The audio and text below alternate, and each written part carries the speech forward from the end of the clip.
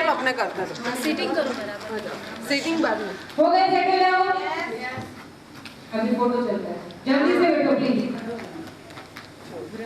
ना ना आता हमारा सब मोबाइल साइलेंट करके रखना है। स्विच ऑफ हो जाए तो कर दो। तो गुजराती में बोल मराठी था चलो एक गुड मॉर्निंग है। Good morning, good morning, great morning, great morning. બે દિવસથી બધા ઘણું બધું શીખી રહ્યા છો? યસ। કાલે રાત્રે એવું થતું કે નેક્સ્ટ રાત્રે અહીંયા નહીં હોય તો એલડીપી યાદ કરશો એવું થતું?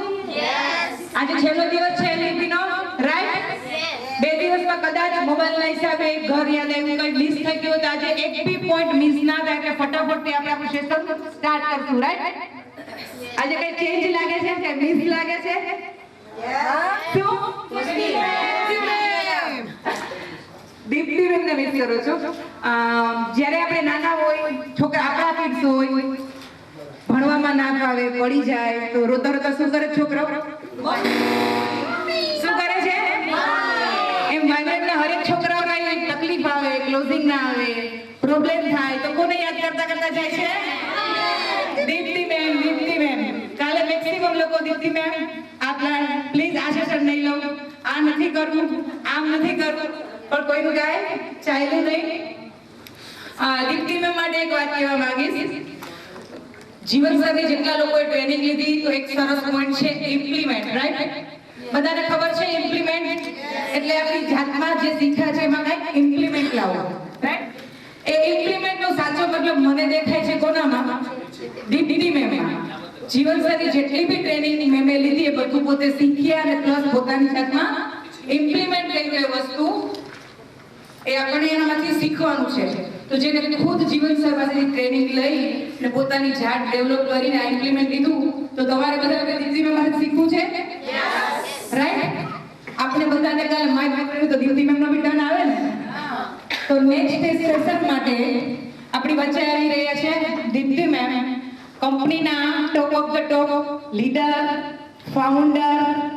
તો બધા પ્લીઝ રિક્વેસ્ટ છે પોતાની જગ્યા પર ઊભા થઈ જોરદાર ક્લેપિંગથી દીપ્તિ મેમ વેલકમ કરશું. Please welcome.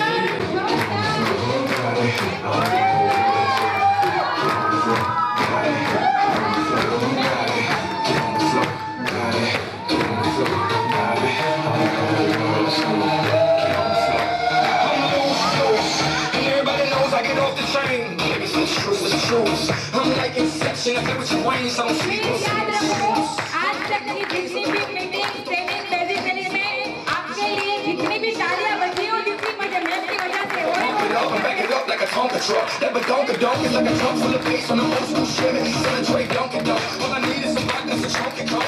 लास्ट बात याद आई है, शायद तो मुझे बिल्कुल समझ नहीं आती है लेकिन थोड़ा याद किया है इम्प्लीमेंट के लिए. तालियां वही बजाते हैं जिसके हाथों में दम होता है. तालियां वही बजाते हैं जिसके हाथों में दम होता है. वाइब्रेंट इंडिया की एलईडी में वही हाथ आते हैं जो क्रायोन डाउन बनने वाले होते हैं. आगे का सेशन समझने के लिए मैं दीप्ति मैम को माइक हैंड ओवर करना चाहूंगी और स्पेशल थैंक्स कि मुझे ये अपॉर्चुनिटी मिली. Thank you ma'am.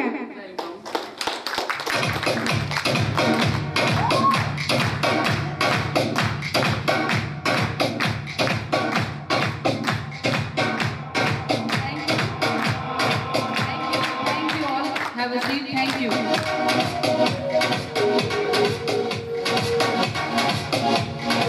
इतना फॉलो नहीं करने का, कुछ डिसीजन तो खुद के रखो.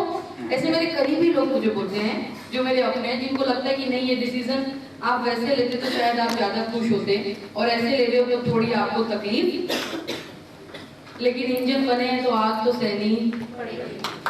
सही है.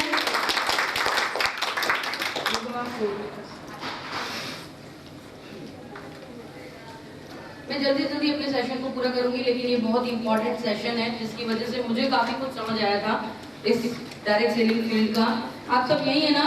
यस. 4 पिलर्स. ये सेशन क्या है समझना. 4 पिलर जिनके ऊपर पूरा डायरेक्ट सेलिंग इंडस्ट्री खड़ा है. आज मैं उसके बारे में आपको बताने वाली हूँ. वो 4 पिलर्स जिनके ऊपर पूरा डायरेक्ट सेलिंग इंडस्ट्री खड़ा है. एक घर को खड़े रहने के लिए, एक महल को खड़े रहने के लिए, इस होटल को खड़े रहने के लिए पिलर की जरूरत होती है, राइट? एक पिलर नहीं हो तो चलेगा? नहीं. गिर जाएगा, राइट ना?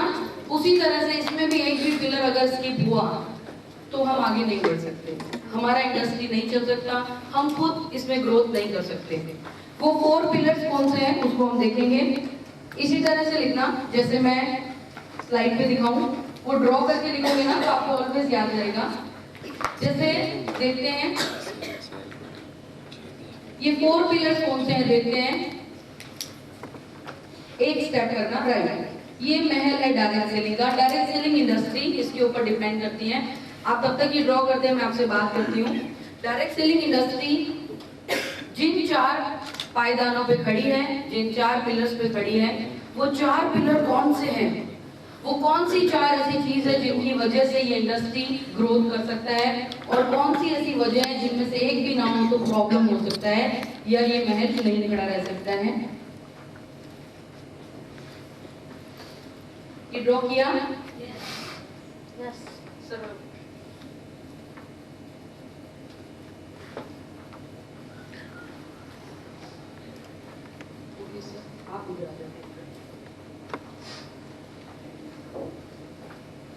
ये फर्स्ट पिलर कौन सा है, एक क्लिक करेंगे, सी नॉलेज। कौन सा है? सबसे पहले नॉलेज। सेकंड पिलर रहेगा next commitments, communications. Second pillar communications, third is action and last one is duplication. Right, yes. 4 pillars जिनके ऊपर डायरेक्ट से लिंक खड़ा है, दैट इज नॉलेज यानी कि जानकारी, ज्ञान, हिंदी में लिख सकते हो आप। कम्युनिकेशन यानी बातचीत, उसके बारे में डिस्कशन, हिंदी में लिखते रहो साथ साथ। एक्शन मतलब उसके ऊपर कार्य, उसके ऊपर work. And last one is duplication यानी कि उसको दोहराना, सेम टू सेम देख के वापस करना। अपने लोग क्या तीसरे नंबर को हिंदी में क्या कहते हैं? एक्शन मतलब उसके ऊपर काम करना, उसके ऊपर वर्क करना। अच्छे से समझना, ये 4 बहुत इंपॉर्टेंट चीज है, जिससे बच्चे के कच्चे दिमाग पे अपन जैसा सिखाते हैं वैसा हो जाता है ना। वैसे मैंने इस इंडस्ट्री में आते जब ये एनडीपी फर्स्ट टाइम एकदम जल्दी से ले ली थी, तो मुझे ये सबसे ज्यादा अच्छा क्लिक हो गया था और इस पॉइंट को मैंने हमेशा फॉलो किया। ये 4 चीजें लिखा है आपने। अब फर्स्ट पिलर के बारे में लिखेंगे एक पूरे पेज पे। आपने चारों बना लिया, ऐसा ड्रॉ किया? हाँ, ड्राइंग कैसे भी हो माइंड में सेट होना चाहिए पूरा प्रॉपर। फर्स्ट पिलर क्या रहेगा? That is knowledge. क्या रहेगा? नॉलेज। नॉलेज कैसा? आपकी बाहर पीएचडी की हुई है, यहाँ कोई काम नहीं आएगी। आपने बाहर कोई भी डॉक्टरेट हासिल किया हुआ, यहाँ काम नहीं आएगा। आप बाहर कुछ पढ़े लिखे नहीं है, यहाँ कोई काम नहीं आएगा। लेकिन आपको इस इंडस्ट्री का नॉलेज होना जरूरी है। किसका? इंडस्ट्री का। डायरेक्ट सेलिंग इंडस्ट्री क्या है? 1940s में अमेरिका में रिसेशन आया। क्या आया? मंदी। क्या आई? हजारों लोगों को नौकरी से निकाल दिया। अच्छी खासी चलती हुई उनकी जिंदगी खराब होने लगी। तो वहां की गवर्नमेंट ने एक स्पेशल मीटिंग ऑर्गेनाइज की नॉलेजेबल पीपल्स की, एंड उस मीटिंग में उन्होंने बोला एक ऐसा काम करते हैं, एक ऐसी इंडस्ट्री क्रिएट करते हैं जिसके अंदर कभी मंदी ना आए। क्या ना आए? देखो, मैं जो सवाल करती हूँ वो क्यों करती हूँ? ताकि वो वर्ड आपके बार बार बोलने से आपके अंदर जाए। एकदम चुपचाप मत बैठो। भले आप लिखते हो ना, फिर भी मैं बोलूँ उसको रिपीट किया करो, उससे बहुत समझ में आता है। राइट? क्या 1940 में अमेरिका में मंदी आई थी और उस समय के वहां की गवर्नमेंट ने कुछ स्पेशल नॉलेजेबल पीपल्स की एकदम ज्ञानवर्धक लोगों को इकट्ठा किया और उनको बुला के बोला एक ऐसी इंडस्ट्री बनाओ जिसके अंदर कभी मंदी आए, लोगों को तकलीफ होनी चाहिए। रिपीट करा करो, इससे बहुत समझ में आता है। हमेशा आगे की रो में बैठे हुए स्टूडेंट्स टीचर की बात को रिपीट करते हैं। मैं यहाँ आगे की बात नहीं कर रही हूँ। ऑलवेज स्कूल में ऐसा होता है, तो वो फर्स्ट रो वाले ऑलवेज फर्स्ट ही रहते हैं और लास्ट वाले होते हैं कौन देख रहा है। उस वक्त आपका मन आपको देख रहा होता है, उस वक्त आपकी खुद का नॉलेज, आपका दिमाग आपको बढ़ रहा होता है। सो रिपीट दिस वर्ड, जिनको मैं दम लगा के बोलती हूँ उसको आप रिपीट किया करो, जिससे वो आपके होठों से बोलने की वजह से आपके अंदर जाएगा। राइट? तो उस इंडस्ट्री में क्या हुआ, वो एक गठन किया एक समिति का। उस समिति ने बैठ के, हिंदी पता चल रहा है ना अच्छे से? उन्होंने बैठ के ऐसा सोचा, चलो ऐसा करते हैं सब लोगों को डॉक्टर बना देते हैं, क्योंकि डॉक्टर की फील्ड एकदम सक्सेस है और उसमें लोग बड़ा पैसा कमाते हैं। पर क्या लगता है सबको डॉक्टर बना सकते हैं? नहीं बना सकते। जो डॉक्टरी करने जाते हैं वो भी डॉक्टर बन पाते हैं? नहीं। उन्होंने सोचा सबको इंजीनियर बना देते हैं, वो भी पॉसिबल नहीं था। लास्टली उन्होंने बोला हम ऐसा करते हैं कि सब लोगों को कस्टमर बनाते हैं। क्या बनाते हैं?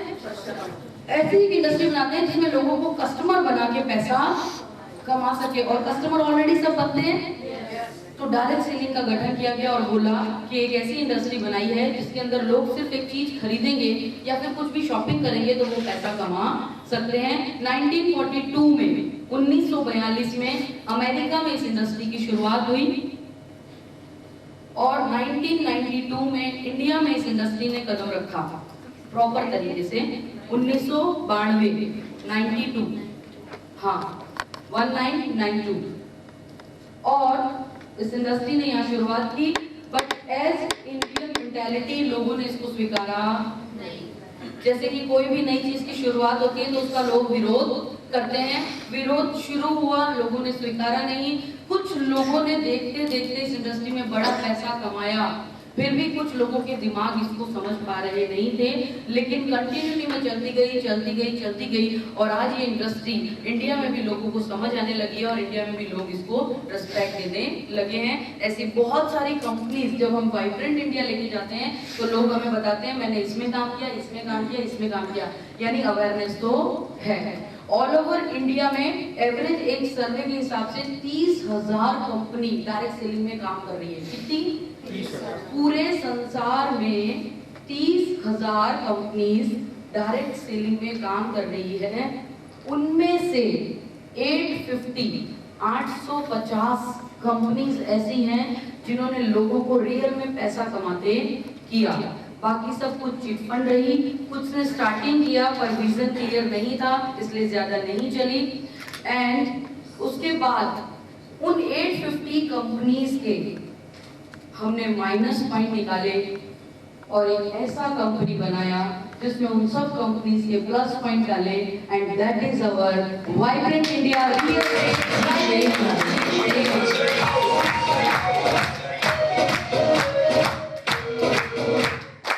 आज एक स्पेशल सेशन भी है, बिल्कुल प्रेजेंस माइंड से रहना।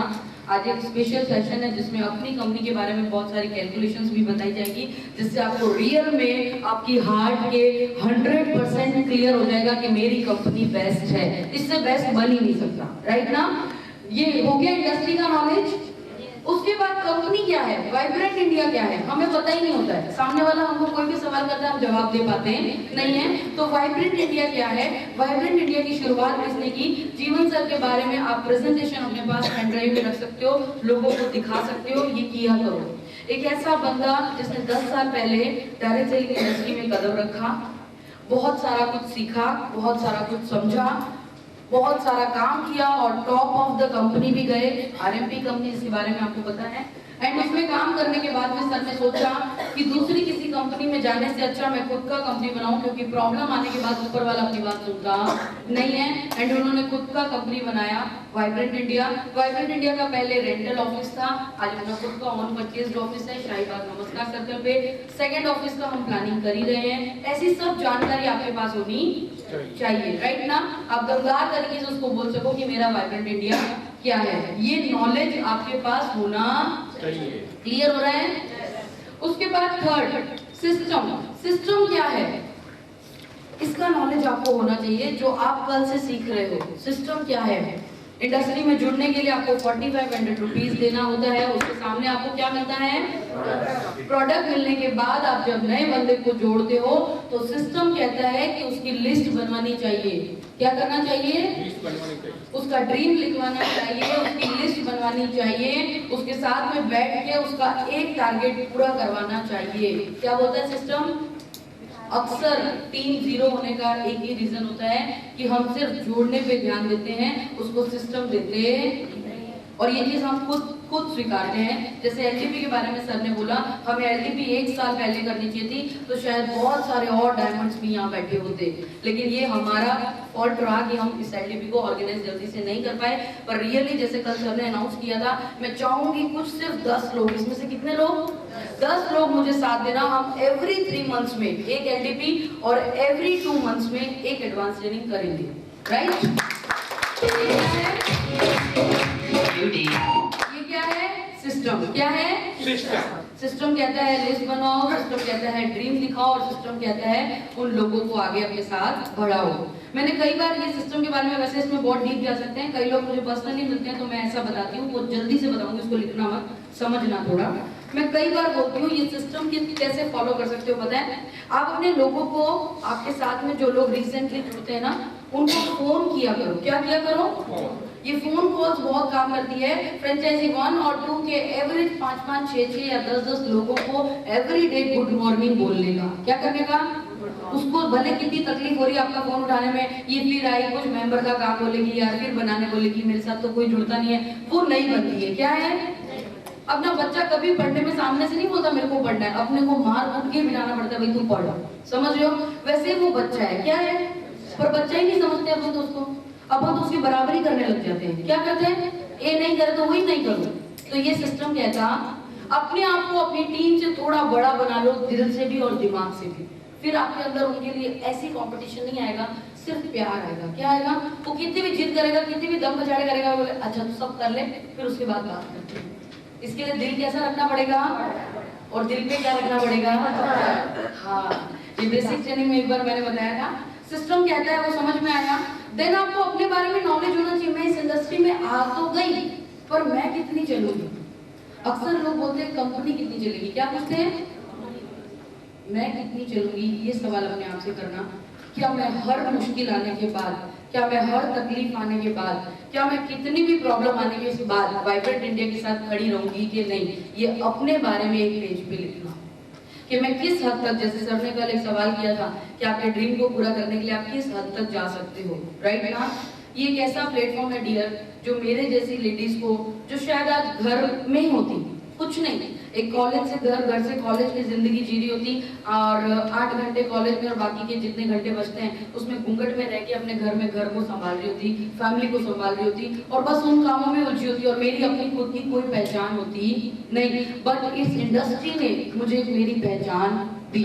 तो आपको इस इंडस्ट्री से क्या चाहिए, और आप अपने बारे में क्या जानते हो, और आप कहाँ तक इस कंपनी में चलोगे, आप किस हद तक इस कंपनी को अपना मानते हो, ये अपने बारे में आप नॉलेज खुद का लो।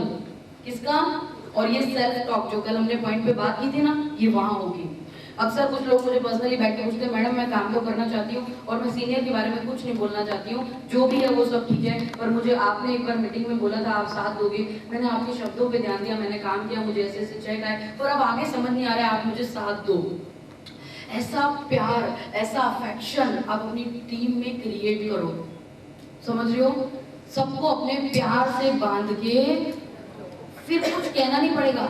जैसे सर ने बोला ना, कुछ लोग कैसे होते हैं, आप उनको एक काम करने को बोलो कि ये करो, वो आपको अच्छा दिखाने के लिए उसको 25 तरीके से करके प्रेजेंट करता है। उसको कुछ अच्छा करने का शौक नहीं है, उसको सिर्फ आपके सामने आपके काम को आज्ञा के हिसाब से अच्छी तरह से पेश करने की इच्छा है। जैसे बजरंगबली जी ने, समझ रहे हो, श्री राम जी को क्या किया? लाके पूरा पहाड़ दे दिया। उस तरह से वो उस काम को और बेस्ट कैसे कर सकते हैं, वैसे देने की इच्छा रखते हैं। तो पहले अपने बारे में जानकारी करो, और उसके बाद टीम के बारे में कोई जानकारी रखो। हमें टीम का तो पता है, हमें टीम में पता है कि कौन सी लेडीज क्या करती है, पर हमें अपने बारे में पता नहीं। तो इसके बारे में पता करने के लिए क्या करना पड़ेगा? पूरे दिन का अपना जो शेड्यूल होता है, पूरे दिन आप जो काम करते हो और आप लोगों से मिलते हो, उसके बारे में लेट नाइट, रात को सोने से पहले ओवरव्यू लिखो। क्या लिखो? ओवरव्यू लिखो कि आज मैंने किसके साथ ऐसा बिहेव किया, या मेरे साथ क्या गलत हुआ। जैसे माइंड पावर सेक्शन में डॉक्टर बढ़िया सर ने हमको बताया था, एंड क्या मेरे साथ अच्छी चीजें हुई। आज दिन भर में कितने लोगों ने मुझे अच्छा बोला कि मैम यस, आप तो ऐसे, आप तो वैसे, आप तो मेरे लिए ये वो, और मास्क वाला बोलता है वो पता चल जाता है। समझ रहे हो? जो दिल से बोलता है वो भी समझ। इतना तो हमारी नजरों को पता होता है कि कौन हमारे सामने ऐसे ही बोल रहा है और कौन रियल में अपना बोल रहा है। सो ओवरव्यू निकालो उस पूरे का और उसको लिखो, तो आपको अपने बारे में नॉलेज आ जाएगा। ऐसा काम आप 1 महीना कंटिन्यू अपने लिए करो और अपने आप को बिल्कुल पोलाइट बना लो। कैसा बना लो? लीडर्स, मैं चाहती हूँ यहाँ बैठे सारे लोग जिंदगी भर मेरे साथ ऐसे रहे। कैसे रहे? एक साथ करो ऐसे एक बार, हाँ बिल्कुल ऐसे। भैया हमारा एक अच्छा सा फोटो लेना भैया, ये ऐसे ऐसे ऊपर बिल्कुल यस भैया, एक अच्छा सा फोटो ना,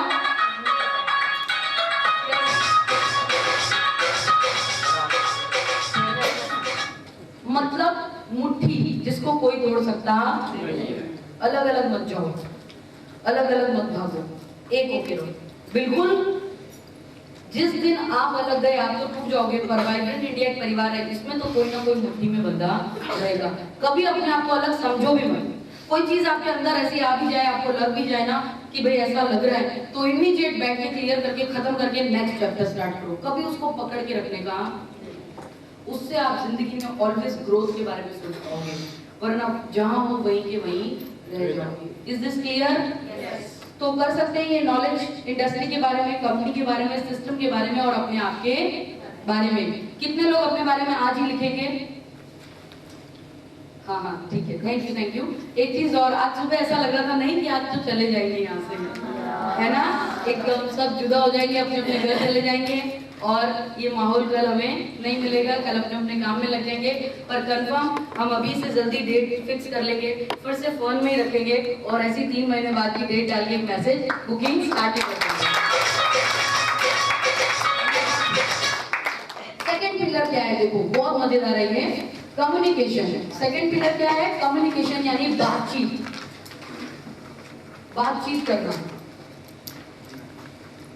कम्युनिकेशन इज व्हाट, बातचीत करना। हर 3 महीने क्लियर राइट, कोई टेंशन नहीं। हाँ देखो बहुत मजेदार पॉइंट है ये, 4 चीज लिख लो। Instant hot positive news, superlative language, edification and sandwich model treatment. ये पीछे सबको दिखता है ये, नीलम मैम, रीमा मैम नजर आ रहा है? ओके हाँ हिंदी में बोलती हूँ, इसके बारे में बताती हूँ। इंस्टेंट हॉट पॉजिटिव न्यूज, देखो सेकंड पिलर है कम्युनिकेशन यानी बातचीत करना। किस तरह की बातचीत करनी चाहिए इसको थोड़ा समझना। जैसे कि इमीडिएट, अंजना मैम का एग्जांपल लेते हैं, इमीडिएटली डबल गोल्ड बनी, ट्रिपल सिल्वर बनी और 4 टाइम एग्जीक्यूटिव बनी, समझ रहे हो? उनका वर्क है, उनकी कंटिन्यूटी है, उसके सामने रिजल्ट है। तो इस चीज को बहुत अच्छे तरीके से आप लोगों को बता सकते हो। पर लोग क्या मुझे बताए, हाँ वो तो डबल गोल्ड बन गई है, समझ रहे हो? इससे कोई फर्क पड़ेगा नहीं। पता है अपनी कंपनी के अंदर एक लेडी है, उसने कंटिन्यूटी में काम किया, जोरदार काम किया और वो डबल गोल्ड बन गई है। पता है मैं ये क्या नाम, हमारी हेतल मेहता मैम है ना, उन्होंने मीटिंग में आके बताया कि वो दुबई तो घूम के आए तो खुद का सारा पैसा खर्च करके गोल्ड लेके आए, लेकिन उनके हस्बैंड ने अपनी आईडी पे जो एक्स्ट्रा इनकम हुआ उससे इनके लिए कार खरीदा। समझ रहे हो? बताने का तरीका समझ में आ रहा है? इन्हें तो कार लिया है, वो तो है ना भावना मैम है ना, वो तो 3 साल से काम कर रही है, उन्होंने तो ना इसके अंदर कितना 27-28 लाख कमा लिया है। ऐसे नहीं बोलेगा। पता है भावना मैम है ना, उन्होंने इस कंपनी के अंदर काम किया, पूरी हाउसवाइफ थी। ऐसा एक्साइटमेंट तो होता ही नहीं, बताते हो। सुपरलेटिव लैंग्वेज, जैसे गॉसिप करते हो ना, इन्हीं छोकरी ना इन्हों छोकरो, भागी गई ना भागोगी, वो मत करो, उससे कोई फायदा नहीं। वो बातों को, वो लैंग्वेज को, वो एक्साइटमेंट को आप अपनी टीम के अचीवमेंट में लगाओ कि मेरी कंपनी में जैसे ही हमने काम शुरू किया, इस तरह से हमारे साथ ये लेडी आई, कोई पैसे की जरूरत नहीं थी, कंटिन्यूटी में काम किया, 4 दिन में हमारे साथ में ये रनर बनी और उसके बाद 10 दिन बाद ये हमारे साथ में विनर बन गई। इतना फास्ट इसने हमारे साथ काम किया, एक्स्ट्रा सारे कामों को छोड़ा नहीं। उसको सुपरलेटिव लैंग्वेज में बोल सकते हैं। उसके बाद superlative language, hot positive news, ये दोनों मैचिंग समझ में आया? एकदम गर्म जोशी के साथ आपको उस बात के बारे में बातचीत करनी है, शांति से नहीं, धीरे से नहीं, एक्साइटमेंट के साथ में। उसके बाद एडिफिकेशन, लाइक दैट, वो हमारे को सर कंटिन्यू बता रहे हैं, उसके बारे में बहुत सारा प्रमोशन करो। वाइब्रेंट इंडिया की बात है तो वाइब्रेंट इंडिया कंपनी, अरे जोरदार कंपनी। प्रोडक्ट की बात है तो अरे प्रोडक्ट, अपने जोरदार प्रोडक्ट पर यूज करेंगे तो पता चलेगा। ग्रीन फूड बहुत अच्छा है, मैं ज्यादातर लोगों को बोल रही हूँ यूज करो। एलोवेरा, आंवला जूस बहुत अच्छा है। ये सब चीजें कंटिन्यूटी में मैं ऑफिस में परचेज करती हूँ और यूज करती हूँ। हर चीज को, अपने प्रोडक्ट को यूज करो, अपनी घड़ी यूज करो। उसके बाद में एडिफिकेशन के अंदर अपने सीनियर का, जैसे ही बात आए ना, जैसे कोई पूछे तुम्हारा सीनियर, अच्छा मेरी सीनियर ये है और बहुत जोरदार लेडी है, खतरनाक काम करती है, फील्ड में निकल जाए तो वापस आने का नाम लेती नहीं, जब तक 10 एंट्री ना मिले उसको अच्छा लगता। जैसे आशीष सर की बात करूं, आज अभी ट्रेनिंग में आए नहीं है, उनके घर में मतलब बिल्कुल घर में ही कोई रिलेटिव भी एक्सपायर हुए हैं, पर फिर भी किरण मैम यहाँ बैठे हैं और हमारे जैसे राजस्थानी फैमिली में, घूंघट में रहने वाले परिवार में अगर बहू ऐसे माहौल में ट्रेनिंग को महत्व दे रही है तो समझना घर में उसके लिए क्या हॉट पॉजिटिव न्यूज चल रही होगी। समझ रहे हो? After that she is here. और आशीष सर की बात करूं तो उन्होंने मुझे, मैं उनको बहुत ऐसे मानती हूँ कि मैंने उनको बजट में देखा था, गुरु की तरह, पूजा की तरह। इस बिजनेस में जब मैं लाई, उसके बाद में थोड़े समय पहले, दिवाली के आसपास की बात है समझना, उन्होंने मुझे बोला कोई टाइम ही नहीं दे रहा है। क्या बोला? सब घर की सफाई में लग गई, पीएल चली गई, कोई टाइम देता नहीं। आप बताओ ना दीप्ति मैम कैसे करें? और ऐसा झूठ कोई सकता उन्होंने बिल्कुल डाउन टू अर्थ होकर बोला। मैंने बोला सर आप पूछ रहे हो तो मैं कैसे बताऊं? तो मैंने उनको एक चीज बोली, मैं बोला सर एक काम कर सकते हैं, अभी आपके साथ जो ग्रुप चल रहा है दैट इज मॉडर्न ग्रुप, उस ग्रुप में अभी दिवाली पूजा की कोई